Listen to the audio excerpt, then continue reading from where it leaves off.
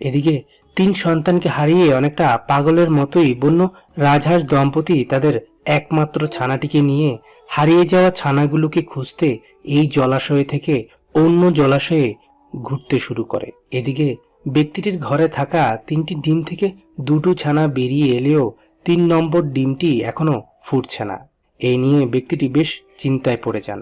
হাতে নিয়ে বেশ কিছুক্ষণ পর্যবেক্ষণের পর তিনি বুঝতে পারেন যে ডিমের ভেতরের ছানাটি পরিপক্ক হয়ে উঠেছে, কিন্তু শারীরিক দুর্বলতার কারণে সে ডিম থেকে বেরিয়ে আসতে সক্ষম হচ্ছে না।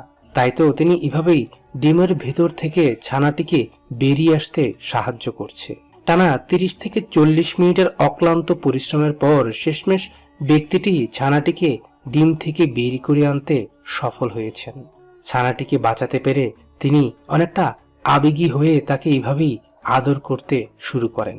বাবা মায়ের আদর থেকে বঞ্চিত হয়ে পড়া ছানাগুলোকে হৃদয়বান এই পাখিপ্রিয় মানুষটি বুকে টেনে নেন। তাদের জন্য তিনি একটি বক্সের মাঝে শুকনো খড়কুটো দিয়ে সুন্দর একটি ঘরের ব্যবস্থাও করে দিয়েছেন।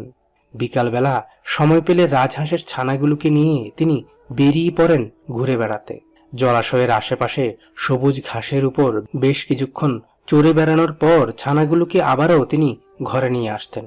হৃদয়বান এই পাখিপ্রিয় মানুষটির আদর, যত্ন আর ভালোবাসা পেয়ে ছানাগুলোও ধীরে ধীরে বড় হতে থাকে। ছানাগুলো এখন বাবা মা বলতে হৃদয়বান এই ভদ্রলোককেই চিনেন। দীর্ঘ 4 থেকে 5 মাস পর এখন ছোট ছোট ওই নিষ্পাপ ছানাগুলো পুরোপুরি বড় হয়ে গেছে। তাই তো তিনি সিদ্ধান্ত নিয়েছেন ছানাগুলোকে মুক্ত করে দেওয়ার। 2 থেকে 3 কিলোমিটার দূরে গিয়ে তিনি বড় হয়ে যাওয়া এই ছানাগুলোকে মুক্ত আকাশে ছেড়ে দেন। তারাও ছাড়া পেয়ে উড়ে চলে যায়। দীর্ঘ 6 থেকে 7 মাস পরের ঘটনা। ব্যক্তিটি লক্ষ্য করেন যে তার ঘরের পাশে একজোড়া বন্য রাজহাঁস সংসার পেতেছে। বেশ কিছুক্ষণ পর্যবেক্ষণের পর তিনি একটি হাঁসের পায়ে রিং লক্ষ্য করেন, যা কিনা তিনি তার ছোট ছোট বন্ধু ওই রাজহাঁস 3টিকে পরিয়ে দিয়েছিলেন। বেশ কিছুদিনের মধ্যে তার বন্ধু ওই রাজহাঁসের সঙ্গী নিয়েই ঘরের মাঝে ডিম পাড়ে, আর এভাবেই তারা দুজন মিলে খালের কিনারায় শুরু করে তাদের একটি নতুন জীবন। বন্য এই রাজহাঁস দম্পতির জন্য শুভকামনা রইল। আর আমি আজ এখানেই বিদায় নিলাম। ধন্যবাদ।